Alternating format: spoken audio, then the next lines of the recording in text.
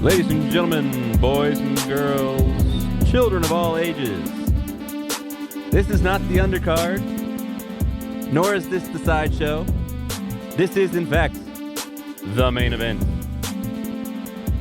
My name is Ryan Baldwin, joined as always by my right-hand man sitting on my left-hand side, the one and only Mason Shepard. You know what, man? Mason, the main event. I'm ready for it. How are we feeling today, Mason? I'm feeling great. They don't know what you did off air, but I'm still dying. One day when we have video and I can show off my cool dance moves to everybody, we're gonna have like. If y'all think y'all danced to the opening theme, you should see this guy. Oh, they ain't seen nothing yet. Just wait. We did get permission to actually do video at one point, so I can't wait to do that. That'll be a nice, fun little. That will be fun. What a week of college football, Mason. You can say that again. What a weekend. We got a little bit of a clearer picture coming out of the weekend because we had some major losses. Yep. I think the biggest college football playoff defining loss was actually Oregon losing. We can debate Oregon and losing and maybe Michigan State losing, but I think Oregon losing in such spectacular fashion basically has booted them out completely. There's zero honestly, chance. I would agree with you on that because like I had said about 3 weeks ago when we went over Ohio State's schedule, they were expected to beat Michigan State, but Oregon losing to Utah, which I got to give the Utes a little bit of credit. All right, and I'm giving them this credit because everybody would be like, "Oh, Mason, but you crap on these smaller school teams who don't play anybody." And to that, I say Ryan does too. But I also want to say, in all seriousness, Utah, if you've noticed consistently, like for the last 7 years, around this time, they're ranked. They beat top-ranked teams, and they always come to play. So, I got to give them credit, and I will agree with you that Oregon was probably the most surprising loss. And as you mentioned, Ohio State whipped up on Michigan State. Wasn't even a close game. Son, meet dad. 49-0 at the end of the first half. Son, meet dad. And so that I think that basically secure, unless they lose to Michigan, that which we're both kind of in agreement that that's probably not going to happen. Twin brother, meet dad. That would be the only way they don't make it in. But Ohio State's locked in. When they humiliated Michigan State last Saturday, they're in because they humiliated them. Other than that, nothing particularly exciting jumped out from the from like the top 10. Everybody else kind of won that was expected to win. Alabama, Alabama, interestingly, only beat Arkansas by 7. I mean, Arkansas was ranked 21 at the time, and it's an SEC game. But I've made a pact with myself. I call it the Razorback rule, in that I will never give Arkansas credit for anything. So, bleh. But no, in all seriousness, in all fairness to the respective sports, that is very impressive. That's and even though Ryan, likes to, almost doesn't count unless horseshoes, hand grenades, whatever. That's what you call one of those moral victories, to know that you hung in there with Alabama and they only beat you by 7. That is a big deal, and it shows that the SEC, Arkansas is going to become a good team next year.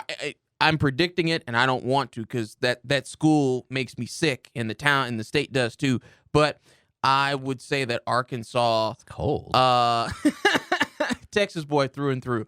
But no, I would say that Arkansas will probably be in the top 15 in a year or two because they've just played good football, man. And even though I don't like them. I don't like their colors. I don't like Razorback. None of them. Jeez. I'm sensing some repressed feelings here from you, Mason.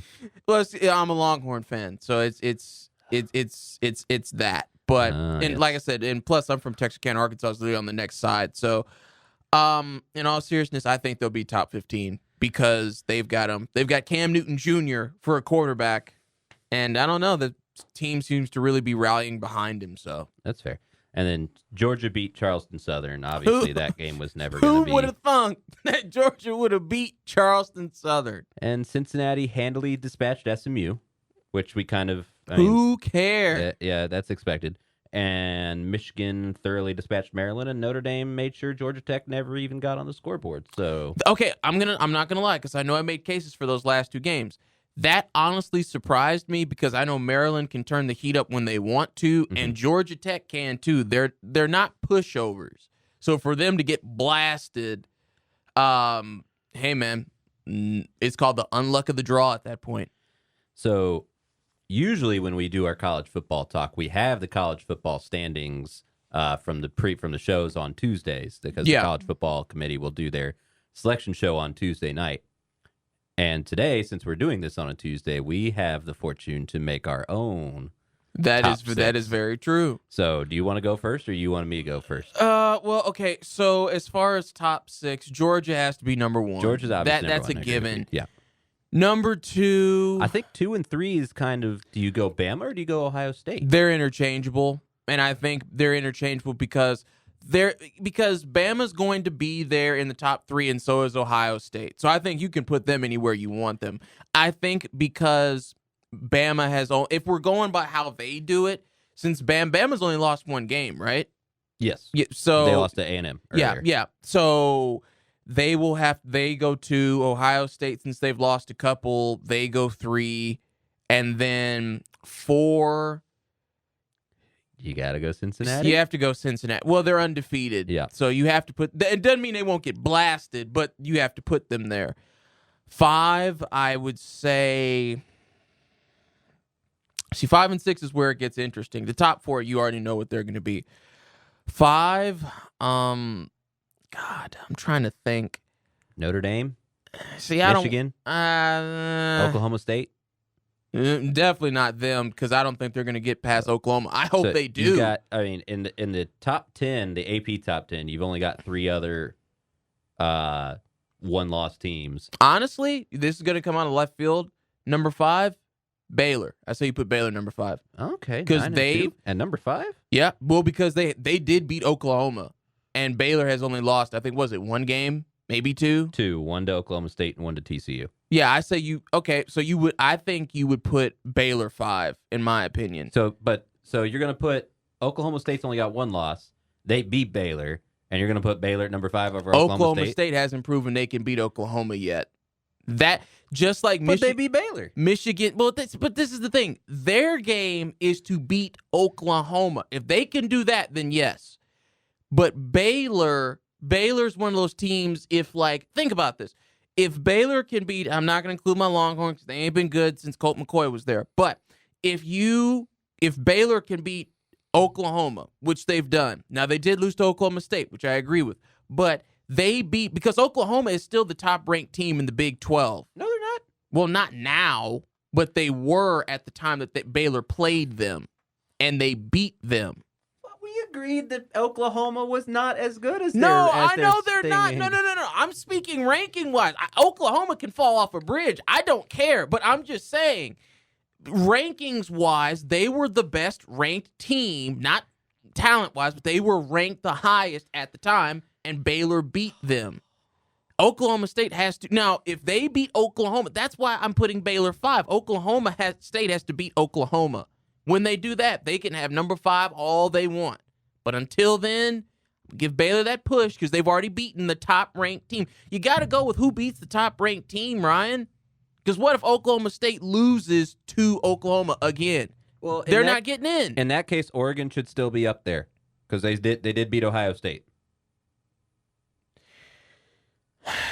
Checkmate, atheists. No, it's really checkmate, atheists. No, this is the thing.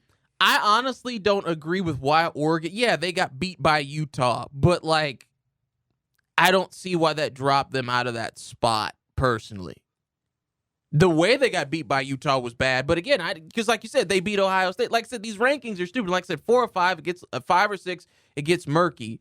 But, all right, so I don't really know who I would put 6. I guess I would have to put Notre Dame there, and I don't want to, but I would have to.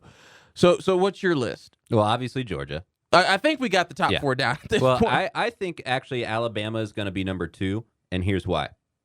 Because the committee wants to make it so that if Alabama loses to Georgia, they can still put Alabama at number 3. And if they go down to number 3 already and they lose in the conference championship, then they have to drop down to 4. They don't want Georgia and Alabama to play each other again if they're going to make it. So they want Bama to be either 2 or 3. And if Bama beats Georgia, then Bama would be 1 and Georgia would be 2 or 3. Yeah. I know it's a little bit conspiracy theorist, but I think that Bama and Georgia are 2 of the best 4 teams in the country. So they deserve to be up there. Yeah. Whether Bama loses to Georgia, there's no shame in losing to Georgia if that's the case. No. But then you would not want to put them in an immediate rematch. No. So then you either have to make them 3 or you have to bump them out of the playoff completely, which is almost that's almost like mind-blowing to think that they will might never actually do that. Like not make it. I think Saban would literally have an aneurysm if that happened. So I think Georgia 1, Bama 2. Yeah. Because they want that. We agree on that. Yeah, because I put Bama 2. Ohio State 3 for sure. Yeah.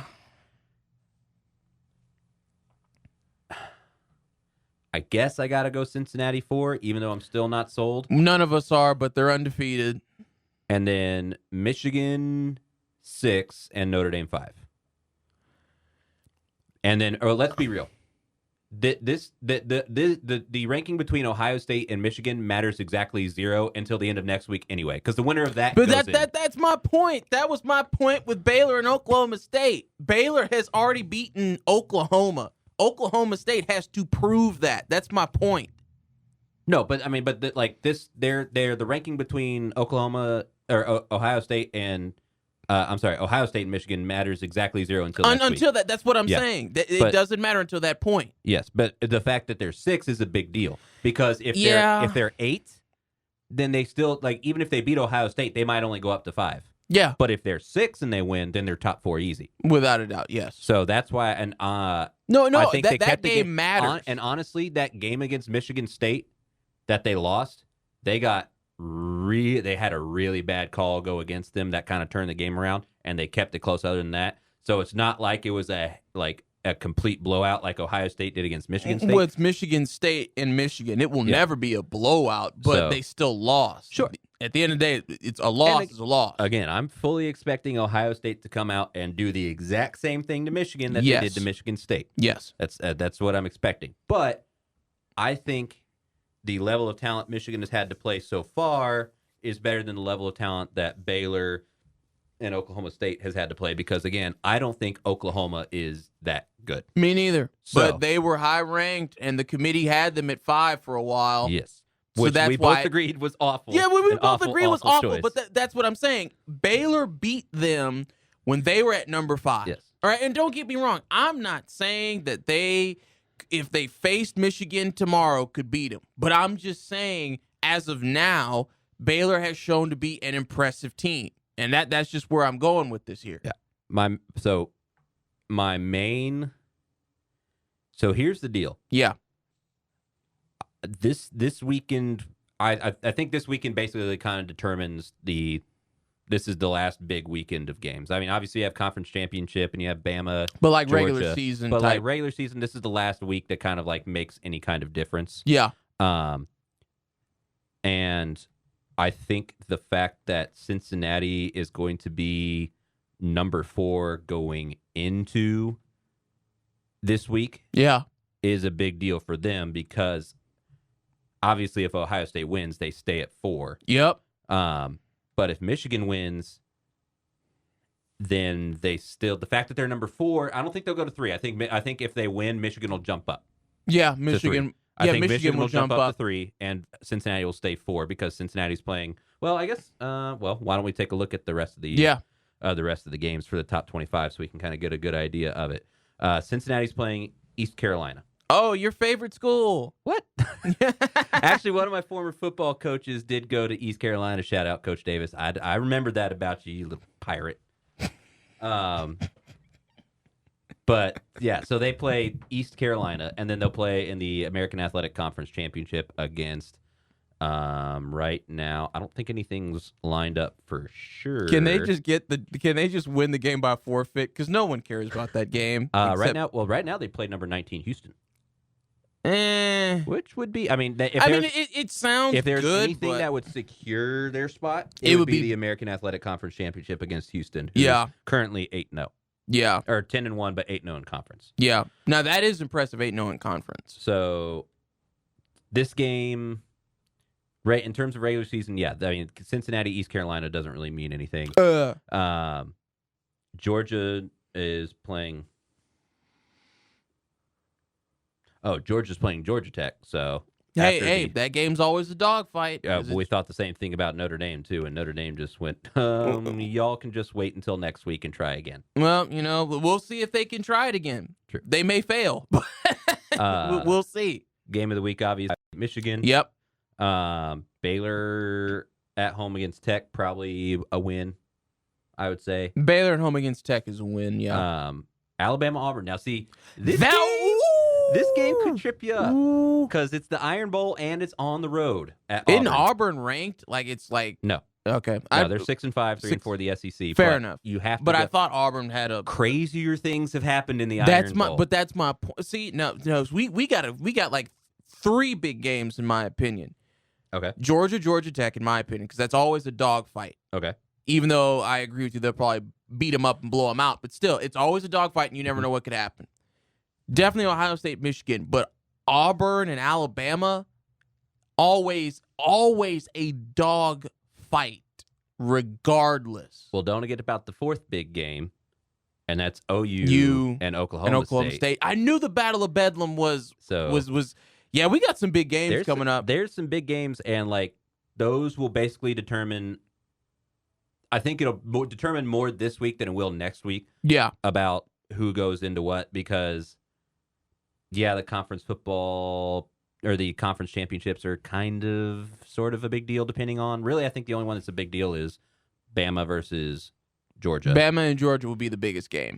Everything else would be like, Because right now, so let's take a look, I guess, at prospective conference championships. So we talked about Cincinnati and Houston, which could be interesting to cement a spot. It'd be interesting to watch. Big 12 right now. Wait, do they still do a conference championship game for the Big 12? Okay. So you have Oklahoma and Oklahoma State at the top right now at 7-1, with Baylor at 6-2 in conference right behind them. Yeah. And I don't know who has the tiebreaker. I assume if Oklahoma State beats Oklahoma, Baylor would have the tiebreaker in head-to-head over Oklahoma. So you'd end up with Oklahoma State versus Baylor. Yep.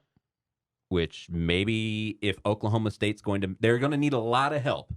But if they're going to make a run, if you beat Oklahoma and then beat Baylor in the conference championship again, that's kind of that's a big deal. Let's not overlook that, because I know the Big 12 gets a lot of flack for not being strong enough. That's a big deal, because you already beat Baylor, and then hopefully, because I want them to, you beat Oklahoma, then you beat Oklahoma, then you beat Baylor again. That would be a big deal, and nobody could deny that. Yeah.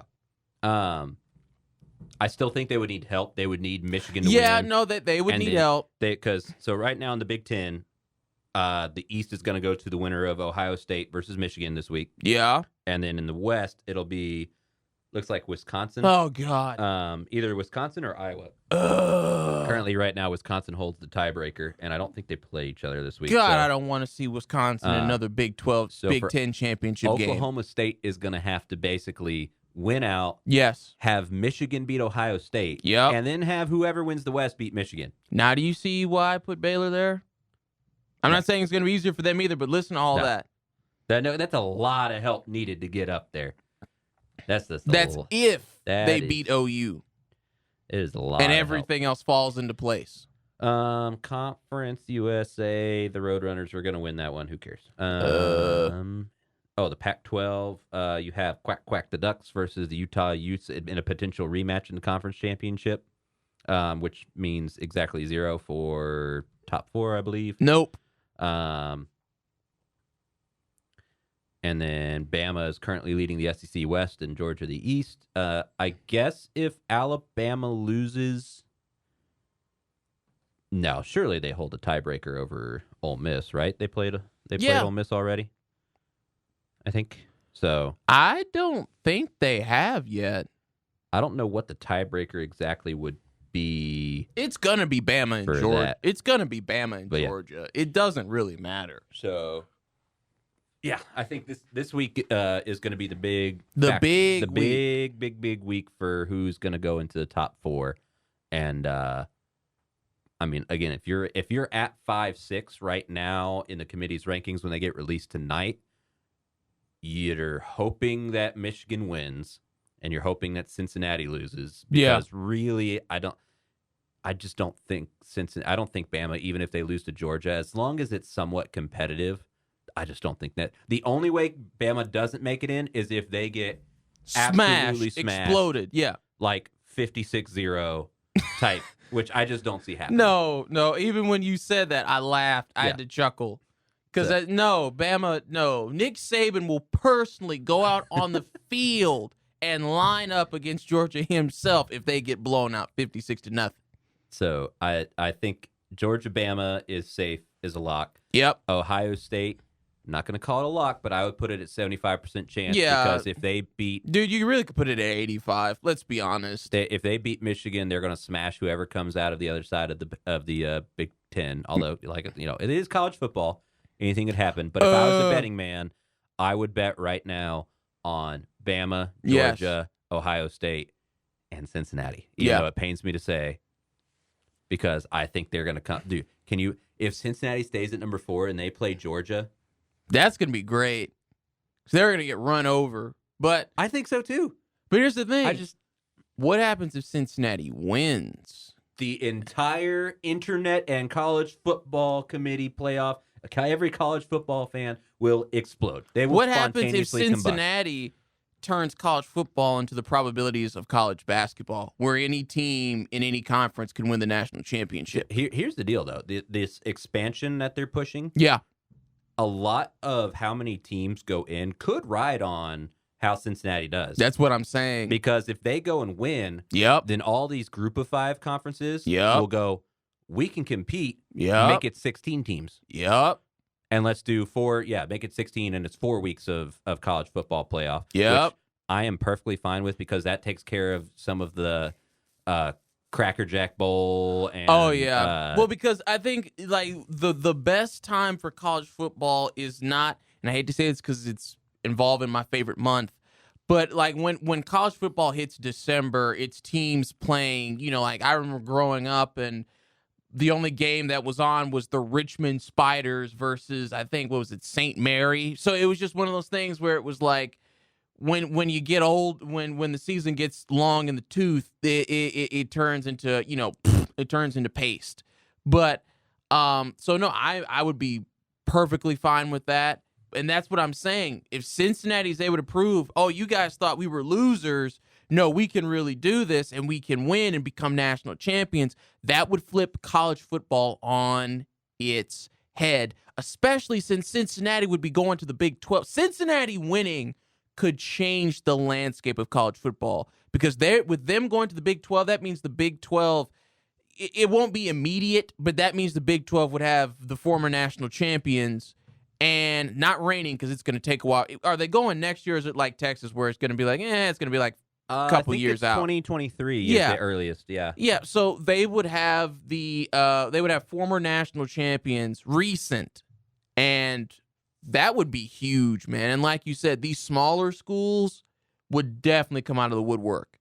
So hey, man, they all better cheer for Cincinnati. Ride the Bearcat wave, man. Ride the Bearcat wave. Get this itch that Cincinnati would get in. Then you need some cream. They would be like, they'd come out with some swagger, get punched in the mouth by Georgia, and would never financially recover from that. Well, I mean, because that's the thing. That's what we would expect. But I'm telling you, man. It is college sports. It's college sports. Crazy stuff happens in college sports. Well, I'm looking forward to this weekend of games. Me too. I got Saturday off from work. I'll be like board hopping, but I got Saturday off from work, so I'm going to be like watching all of these games just to see what happens. And then next week, we get to take a look at it again. Yep. And talk about conference championships coming up and how that's going to look. And I'm really looking forward to that. So that'll do it for college football. Don't go anywhere, though, because we got to talk about the saddest event from Sunday. And God. That was the Cowboys disappearing act for the second time in 3 games. So don't go anywhere. We'll take a look at that coming up next.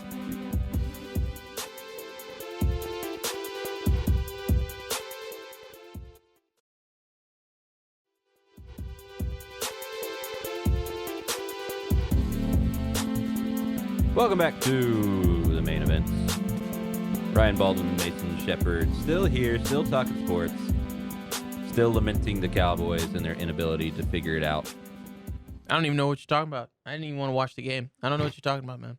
That was concerning to say the least, I think, looking over the game. It's hard. It wasn't embarrassing like the Denver was. Denver was humiliating. What the Kansas City game was, it opened a lot of eyes to Dallas's problems as we're moving in closer to playoff season. Our offensive line played like trash. That was the worst part of the game, in my opinion. They got beat up and down the line. The offensive line was terrible. And, Dak didn't play well. But again, when your offensive line sucks, I don't know. I don't know what else you would expect. Oh, he missed some bad throws. Some very bad passes. And he overshot some people. But again, drops. Yes. Cedric Will, I'm telling you, his stock is going down the more balls he keeps dropping. Because if he wants his stock to go up and if he wants to be perceived as more valuable, he's got to catch those passes, man. There's no excuse for that. And I think with Dak, he didn't play well. But again, when your offensive line can't protect you, you're probably going to overshoot some people. And here's... Defense, I've got no complaints. They held Patrick Mahomes to 19 points. Yeah, if you told me that we'd hold the Chiefs to 19 points, I'd be like, done. Because you and I predicted 35, 32. Yep. And if you, like I said, if you told me that we would hold the Chiefs to 19 points, I'd say it's a done deal, and the Cowboys were 8-2. But I think this lies squarely on the offensive side of the ball. 100%. And the coaching. Because the Chiefs basically said, we are going to line up in a formation that's going to take away the run and dare you to throw it. And instead of the Cowboys matching that and saying, oh, yeah, watch this, they did exactly what the Chiefs wanted them to do. They only ran the ball 16 times all game. Yeah. 16 to 43 passing plays. Yeah, we was not expecting that. But I will say this. Zeke and Pollard have only, probably combined for about 84 yards in these last few games anyway. So, because they've only rushed like 48, 50, whatever. This was 82 yards on 16. 5.1 yards a carry. That's what I'm saying. No, I'm agreeing with you in the sense of the Chiefs made a plan to make Dak, throw it, and that was how they were going to have to beat him, which, when you're one-dimensional in football anyway, that's a bad idea. Yep. But I'm just making the point that the run game, it wasn't like they were busting 100 yards a carry. I'm not blaming them. It was an important part of the game, but I'm just saying, if you looked at the numbers, you wouldn't be able to tell that was a big deal. Nope. But the Cowboys are undefeated since bringing on Dak and Zeke when they run the ball more than pass it. Yeah. And I wouldn't have such a big deal with it. It's not like the game was never out of hand. No, right? Dallas had multiple opportunities to win that game. So, even coming out of the second half, they were only down 16-3. That's what I'm saying. They had multiple opportunities to win. And the coaching staff said, no, they basically, the Chiefs said, you ain't going to do this. And instead of going, oh, yeah, watch this, or challenging them, the coaching staff basically backed off. They were like, okay, fine. And they tried to beat him through the air. Because we are conservative Dallas. And Dak threw 2 picks and had a fumble. Yeah. And again, part of that is because the line was not giving him time. But those picks were bad. Those picks were really, really bad. One of them, it got tipped. I can't really blame. One of them got tipped. That second one? No. Here's the deal, though. I know it got tipped. But I'm not so sure that defensive back was not going to undercut that anyway. No, I saw where he was. No, but see, that's the thing. I will agree with you on that because I saw it. As soon as it left his hand, I was like, it's going to be picked. And it didn't even cut to the part of the screen where the guy was. I was just like, with the trajectory on that ball. It was going to get picked. And I couldn't even tell it was tipped until they said, no, it got tipped. So, no, I agree with you. That guy was going to undercut it anyway. But I will say that, as far as Dak and his performance goes, It wasn't perfect. It wasn't good. It wasn't even average. It was pretty gruesome. But at the same time, you know, you have to blame all the members of the offense because this is what I think. I think Dallas scores on some of these drives where we get these first downs and Cedric Wilson drops the ball. Noah Brown dropped the ball. And this is the problem, okay? And this falls on Amari Cooper too. If Cooper had been honest and done what he needed to do for the sake of his team, I don't think we lose that game. Now, I know that's crazy to think, especially after how the line played, but I just think when you have someone who's reliable in Amari Cooper, because we lost CeeDee Lamb, and that was bad enough. But I just think when you have someone who's reliable like Amari Cooper, and before Lamb goes out and after, you are able to get something going. Because let's face it, Dak having to rely on Schultz. Yeah. After the way the game was played, doesn't really matter what his name is. Hey, he was the leading receiver on the team that day. That's my point. Man. They don't survive in games where Schultz is the leading receiver. It doesn't matter whether it's Schultz or Jarhead or doesn't matter. They don't survive. That receiving core played horrible.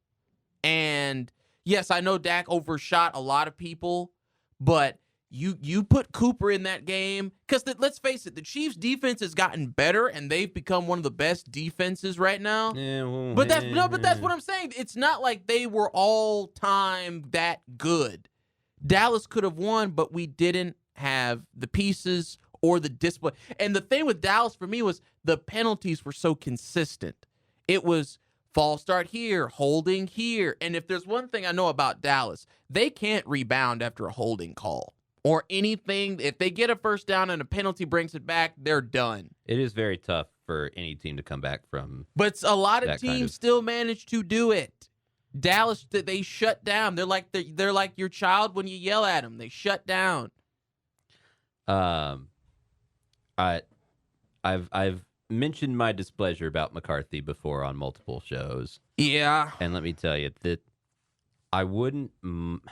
the clock management, first of all, I've always had an issue with McCarthy's clock management. Yeah. And honestly, I think that interception right before the end of the first half, I think that's squarely on McCarthy. You have really? Yes, 30. You're down to... You catch the ball, get the first down, big play. You have two timeouts still. Yeah. 33 seconds left when you snap the... Take a timeout. Stop the clock.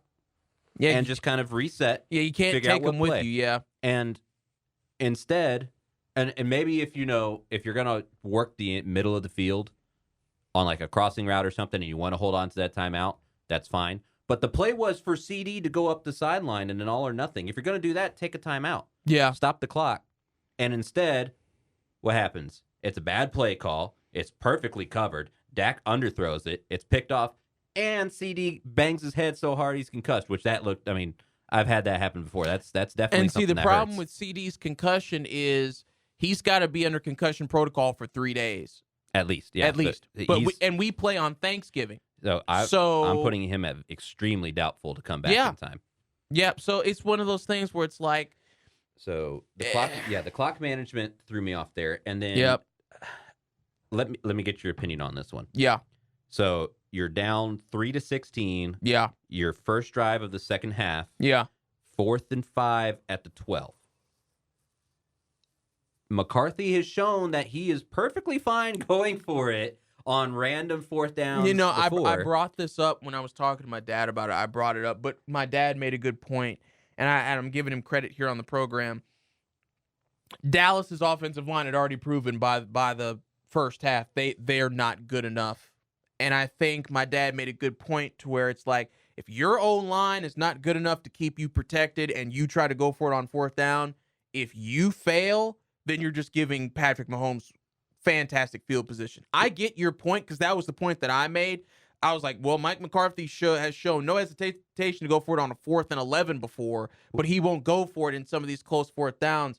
But I have to agree with the point that my dad made in that if your offensive line has already shown they can't get the job done, going for it on fourth down is a much bigger risk than it already is. And I would agree, except for this drive, they started off with a 33-yard run by Elliott. Yeah.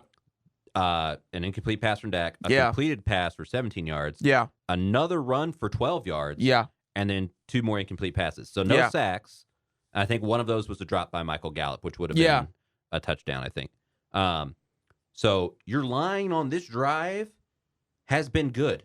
And also, by the way, you've got 2 runs for 55 yards in this drive.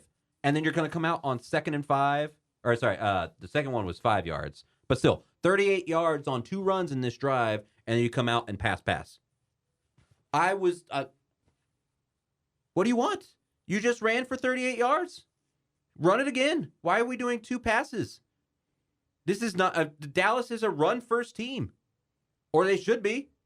It's baffling to figure out why this coaching staff can't figure it out. Because Mike McCarthy has always worked with pass-first quarterbacks. But Kellen Moore is calling the plays. This is the thing. And this is... Oh, by the way, this is perfect Kellen Moore territory. Yeah. For him to pull out all of his jumbo sets and all this here and, reverses and all this stuff. This is on 4th and 5 from the opponent's 12. This is the time for Kellen Moore to pull something out because a touchdown here completely changes the pace of the game. It's now 16-10 instead of 16-6. And then the Cowboys then proceed to punt, field goal, punt, interception. So they get 3 more points after that and never see the end zone. So a 16-10 game here. Maybe after that, maybe they feel comfortable running the ball more on the next few drives. Maybe they don't have to pass it. But it's baffling to see, and this is now a second game in a second 2 out of 3 games where the Cowboys have not managed to put up like any kind of offense except for the garbage time against Denver, and I'm not counting that. So I wouldn't. I'm baffled as to how people can think that this is going to be a team that is going to go far in the playoffs with this kind of performance. I know every team has their bad games, but injuries are not an excuse. Aaron Rodgers went on a short week, and I hate Aaron Rodgers. We talked about this during the most hated. I don't like Aaron Rodgers, but he went on a short week to Arizona, down 3 of his top weapons, and got out of there with a win in Arizona. You can't tell me that Amari Cooper, he would have made a difference, but when you're getting paid $75 million this year, find a way, Dak. Hit your targets. Kellen Moore, Mike McCarthy, you guys are the ones who are supposed to be leading us. Figure it out and get in the end zone. It's not acceptable anymore if you're going to be a playoff team. And look out, because the Eagles won big. No, that's what I saw. The Washington football team won. The good. Giants have won, and the Eagles won. So Giants lost to the Bucs. Giants lost to the Bucs, but still, it's one of those things. Dallas could lose their division again. This division is not wrapped up by any means. No, and you've got a short week with no Amari, and then we've got Oakland, and then we have our division games coming up because then we got the Saints the following Thursday, and then we play Washington. And then 3 of those games are on the road. We played exactly 0 division road games. So you're going to Washington, to the Giants, back home against Washington. Oh, by the way, then you have the Cardinals. And then you have the Eagles in Philadelphia. This division is not wrapped up. No. And the bye week's gone. There's no time to figure it out anymore. Nope. It is way past time to be figured out 10 games into the season. Wow, Ryan, you seem a little angry there, bud. It's baffling to me to see a team like this that on paper, like this offense, and even the stats say this offense is one of the best offenses in football. See, that I hate when Dallas gets in a position where like this is the best in the NFL, because they never play like it when it counts. And I think this my problem with the game. My problem with the game was I feel like Dallas went out there and they laid down, because when Dallas went out, offensively speaking, because I agree with you in the sense of the offense did not put up a fight whatsoever. That's on the coaching, because the coaching wasn't brave enough, and the offense performed underwhelmingly. And I think it's one of those things where it's just like, you can't rest on your laurels. I'm not saying that's what they did, because they didn't play like that. Because we've seen Dallas when they rest on their laurels and they get stomped. Denver. Exactly. What happened here was the simple case of Dallas was just simply, honestly, they were outcoached. And they did not play with intensity. And see, that's what I'm saying. When Dallas plays with intensity, they can whip anybody. But there is none when the coach, I'm agreeing with you. When the coach wants to play it safe and they're on the opponent's 12 and all right, we're just going to punt all that stuff, there is no intensity in that. Well, not just that, but we heard all week, this would be a marquee victory to go into Arrowhead and beat the Chiefs. This would be a marquee victory. And it would have been. Well, where'd you go? Because you obviously didn't make it to the stadium for this marquee victory, this marquee matchup. Y'all obviously couldn't get together. Mike McCarthy obviously is not the one that's going to motivate the team. No. So that means it falls to the people in the locker room. Is it Dak? Yeah. It would seem so from Hard Knocks, but he didn't show up either now in 2 games. So where does this team figure out where to get their intensity? Because, again, you're running out of time to figure it out and find out where it's going to come from. Because the Eagles are coming. Yeah. The Washington football team is coming. Yep. Your schedule does not get easier. It gets harder, really. Because, the Raiders, they've been beat, but Derek Carr will take a game off you if you're not careful. Well, even then, Dallas has lost because the Raiders are still in the AFC West with Kansas City, the Chargers, and the Broncos. Yeah. So, and Dallas has lost to 2 of those teams. Yes, and squeaked out a win against the Chargers. That's by my the way. point. So the AFC West teams can beat Dallas. We've already seen that. Yeah. So, no, Oakland is not a steamroll. No. Neither will the Saints. Not yet. The Saints will take a game off if you're not careful. Yes. And then, because they'll probably have Alvin Kamara back as well. Yeah. And then you have Washington in Washington, and Washington is playing football. Even if they don't win, they are competing with these teams that they're playing. And and the Eagles have stomped the last couple games. Yep. They made the Saints look like I don't even know where that came from. And then the Giants kept pace for a little bit with the Bucs. Yeah. They're still figuring out. They still have injuries. But if you go in there like you did against the Broncos and against the Chiefs, you're going to get beat. Yeah. Especially with that being division. I was looking at the game last night and after at the Giants last night going like, there's a chance the Cowboys don't even win the division. Yeah, there is. And if you don't, the wild card in the NFC is so tight. Oh, yeah. That if you lose the division and you go 2-4 in the division, by losing out, even if you go 3-3, you may not get in there. Nope. You may not get in there with 6 losses on your record in the wild card. No, you won't. With it is 6 extremely losses, tight. No, you won't. So I am the reason I'm so heated is because all signs looked like this was a team that had figured it out. And after 20 years of seeing mediocre Cowboys teams, 25 really, I was like, okay, finally some life to this team. It looks like things are moving back in the right direction. And they baited me. They did. I blame myself. That's why I'm mad. Oh, so that's why because you're mad. I knew better. Because you put faith in your team and they let you down. That's why you're mad. Because I knew better. You knew better. The Cowboys do this. They do Cowboy things. Yes. And they screw around during the regular season and they lose or they get bounced in the first round of the playoffs because they could have done things during the regular season to make them win. But no, they do Cowboys things and they for the past 25 years. And I'm mad at myself for believing that it was different this time. Because right now, it looks like it's not any different. No, and I think that's the point.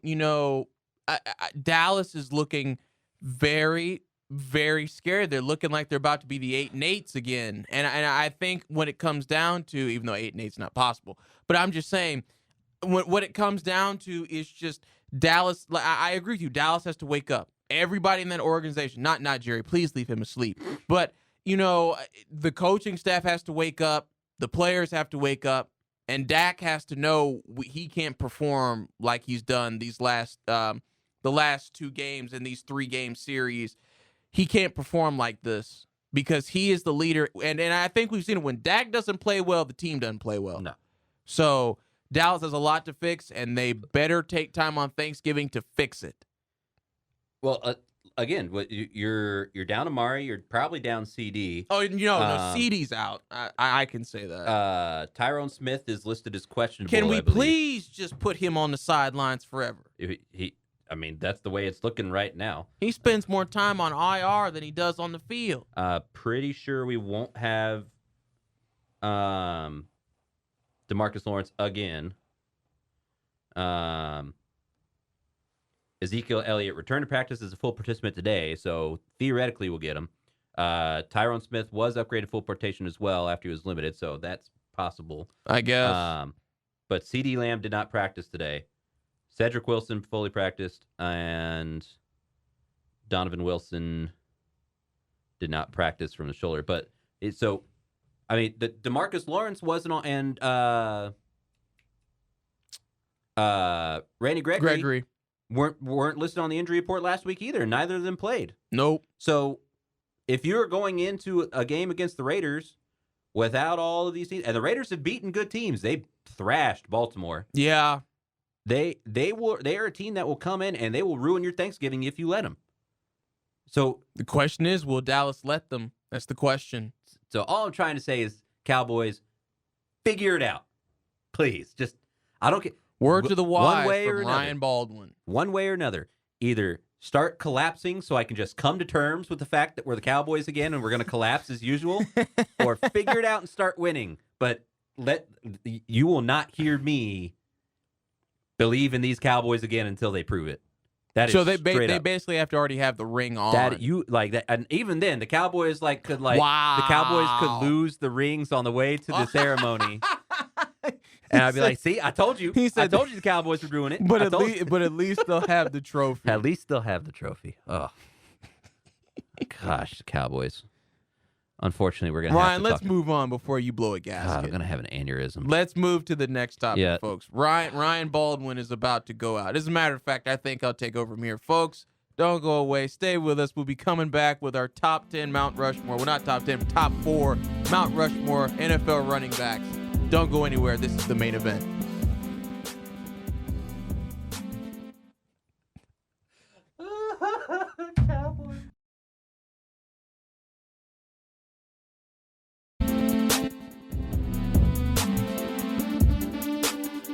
Welcome back to the main event. Ryan Baldwin and Mason Shepard. Yo! Now, moving on to our Mount Rushmore series detailing running backs in the NFL.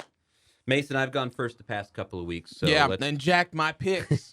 And jacked them. Only a couple of them. Jacked them. Really, it was just the one. It was just the one. We agreed on Jordan and LeBron. So lead it off for us. My Mount Rushmore, Jim Brown. Jim Brown, my dad's actually favorite NFL player of all time. Jim Brown, he had defensive players scared to tackle him because they knew when we play against Jim Brown, he's going to rough me up, and he's going to bust my nose up, and he's going to hurt my jaw, and he's going to run through me. Jim Brown really invented trucking. Because he invented the idea of, I'm going to run through you. I'm not going to try to juke you. I'm not going to try to stiff arm you. I'm going to run through you. And Jim Brown is a patriarch, is a leading figure in the game, and he really was just that guiding figure. And I really think that when you look at Jim Brown's legacy, he's left a trail of broken noses and bloody faces. Excuse me, but he's also just kind of he's a trailblazer too. Again, being a black athlete in a time where they weren't really celebrated or encouraged, Jim Brown was really someone special, and that was his style of running is something I don't think could be replicated today. Like we see it modern, like with Derrick Henry, but you're never going to see a player get up and their nose is hanging off their face, or they're just busted up. Well, face masks were much smaller. I know that has something to do with the face masks, but still, it's the physicality of Jim Brown. So that's the number one. Number two, twinkle toes. Barry Sanders was revolutionary for a few reasons. If you want to talk about speed and finesse, Barry Sanders had, it's in the name, twinkle toes. Magic in his feet, man. This guy could turn a 80-yard loss into like a 30-yard gain. And I think the great thing about Barry Sanders was because what also made him revolutionary in the sense of when he saw Detroit wasn't going anywhere, he just said, okay, I've made my money. I'm done. Mm-hmm. Because it's obvious. And I think that's revolutionary in sports because, we have all these players like, yeah, I'm on a losing team, but I'm going to stick it out till I feel like I can't play anymore. Barry was like, no, if I can't win, then I can't play anymore because I want to win. And when he was like, okay, Detroit's not going to win, I'm done. And I think that's revolutionary. And that's what my cousin Calvin Johnson did when he saw Detroit wasn't going to win, as well as injuries he had lingering. He was like, I'm just done. Because I think he and Barry both played 9 years. So, and plus, like I said, when you watch Barry Sanders on the field, now we just got through talking about power and physicality with Jim Brown, speed and finesse, really a lot more finesse with Barry Sanders. He was just an incredible running back, and there will never be another Barry Sanders, and there will never be another, my third pick, Emmitt Smith. Emmitt Smith was a combination. He was, I'm going to save that for my last one. But Emmitt Smith was Emmitt Smith was like, in my opinion, the best version of a hybrid back in the sense of he had the speed, he had the strength, but he also had the speed. And he proved how valuable he was when the Cowboys wouldn't pay him and he sat out and we were losing and they brought him back with Aikman and Irvin and then we started winning again. Emmitt Smith was one of the really greatest minds in football. His football IQ was really high and his athletic ability was off the charts, but he proved how valuable he was to a team as being a very good team leader. You don't really hear any off the field bad stories about Emmitt Smith, really. And I think that in a time where, Michael Irvin had his problems and Troy Aikman didn't really have problems, but, he was quarterback of the America's team, so we know he did some stuff. Not trying to defame Troy Aikman, I'm just saying. With Emmitt Smith, it was more of, I'm here to play football. I'm here to win football games. I'm determined. I'm focused. I'm motivated. Let's put it to it. And Emmitt Smith just proved to be such a valuable asset, and he was such a fantastic running back. Now, as far as combination of having great speed but dominating power, I'm going to go modern here. I'm going to go for my childhood. Adrian Peterson. Okay. Adrian Peterson was, when I was growing up, the most dominant running back in football because someone was like, you didn't want him to run over you because it would hurt very, very bad. And face masks were still improved drastically since then, but it would hurt. But you didn't want to let him get past you. Adrian Peterson was the perfect example of a running back where defenders were confused because they were like, I don't want to let this guy get by me because he's got such great speed. He will leave me in the dust. But I don't want to go in front of him because he will run me over and it will hurt. What do I do? And then, I think Adrian Peterson will be in a Hall of Fame because he's broken records. He's proven how to really just be dominant. And I think that's what makes Adrian Peterson stand out. When he was on the field, it was dominance. You could talk about the other running backs at that time, like a Reggie Bush or a what was another good running back in the 2000s? Marshawn Lynch. I'm trying to think more 2009, 2010 type. Frank Gore is Frank Gore. Underrated. If this was top 5, I would put Frank Gore on there too. He's vastly underrated. No, Frank Gore, in my opinion, is a Hall of Famer. He's third all time. Yeah. And not to mention the most durable running back I've ever seen because he's played for 15 seasons. And he's been consistent. It wasn't like Matt Forte when he played with the Jets. Frank Gore's been consistent. And I think that's great. But no, so that's it's Jim Brown, Barry Sanders, Emmitt Smith, Adrian Peterson. I like that list. That's a solid list. For me, having to, and as we've talked before, my criteria usually are I want people who changed the way the game was played or who changed how the position was played, which was a little harder to do with running backs because running backs are mostly running backs for the history of the NFL. Yeah, you have your power and your speed, but the base concept for much of football was I'm going to stick the ball in your gut and you're going to run it upfield. Yeah.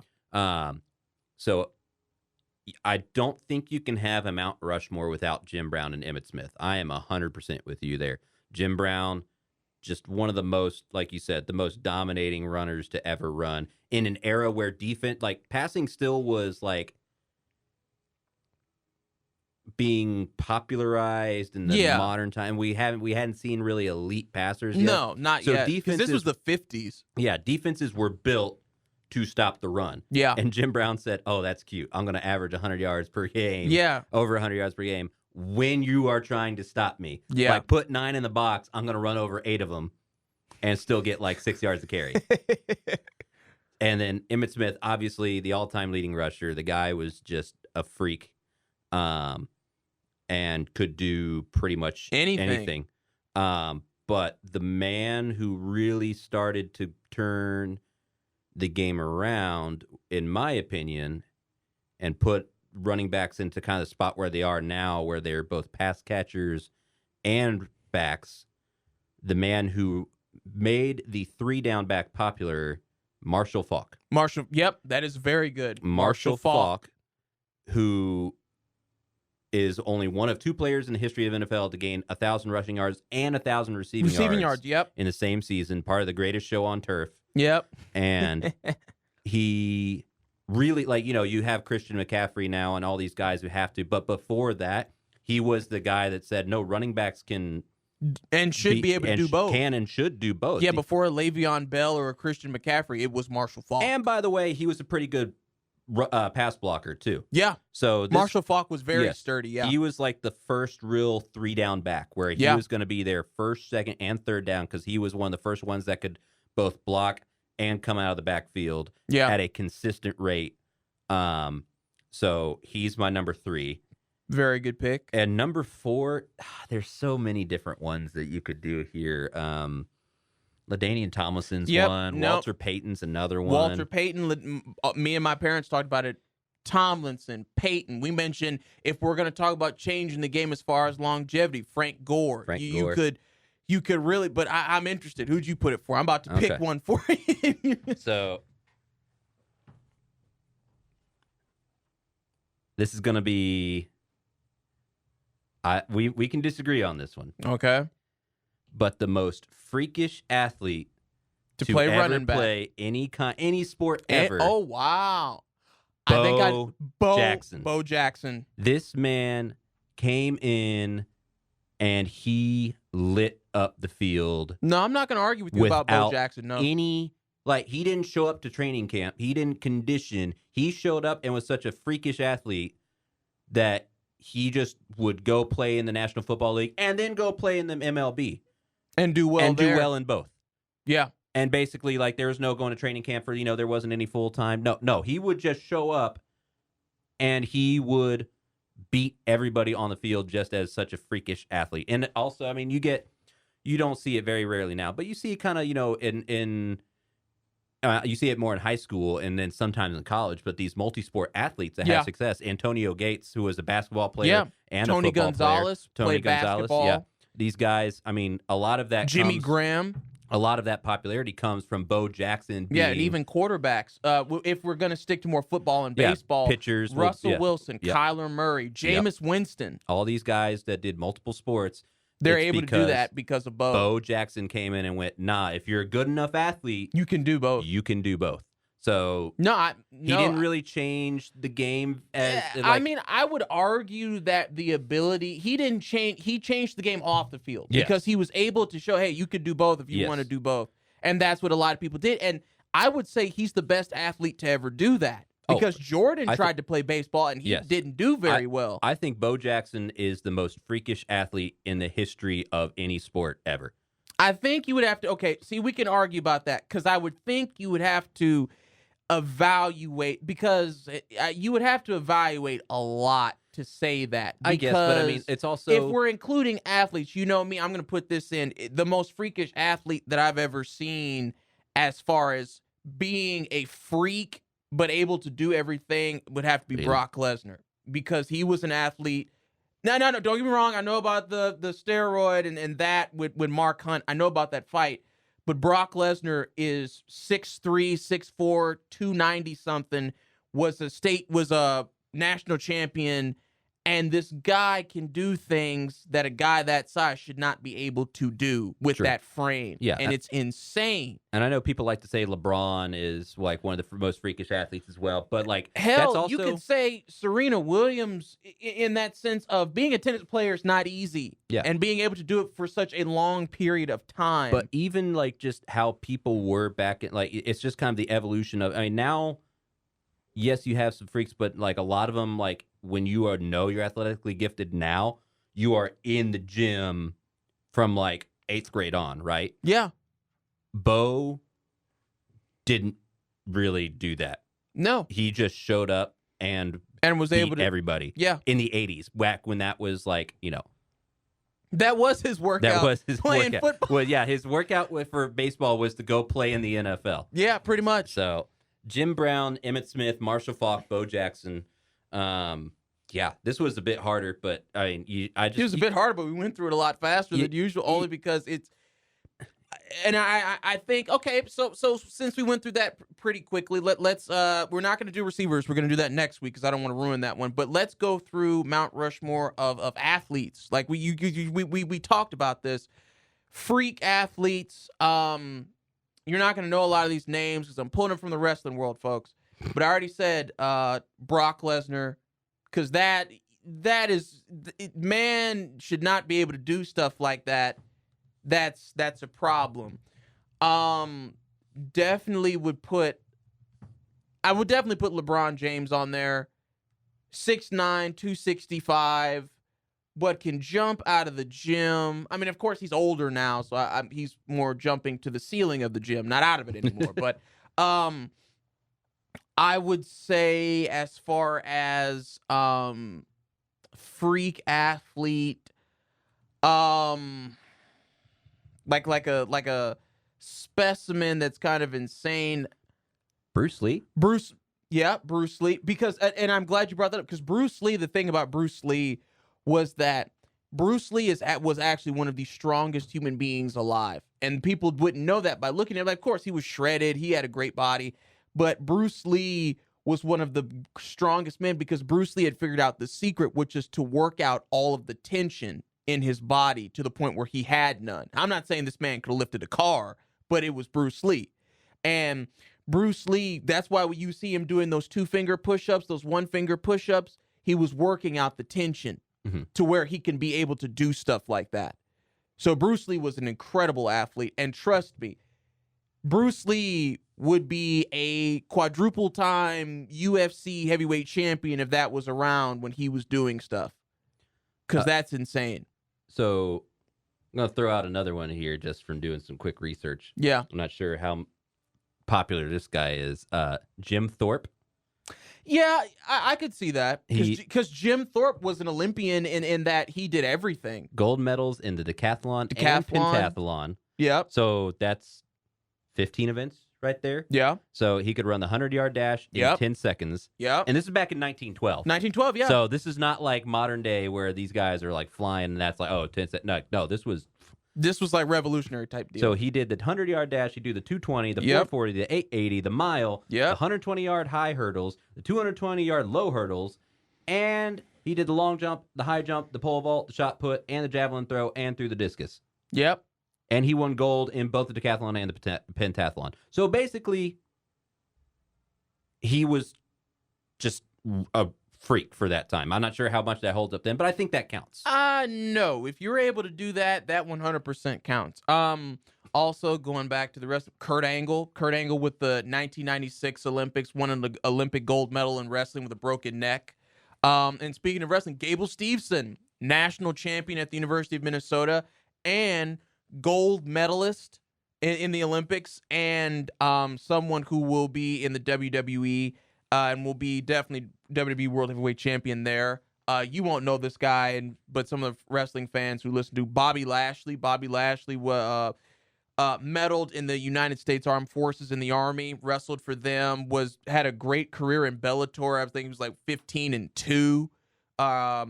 So no, there are a lot of athletes that are freaks, but there are only a few that are special, and I think that accounts for a lot more than people give it credit for. Yes, agreed.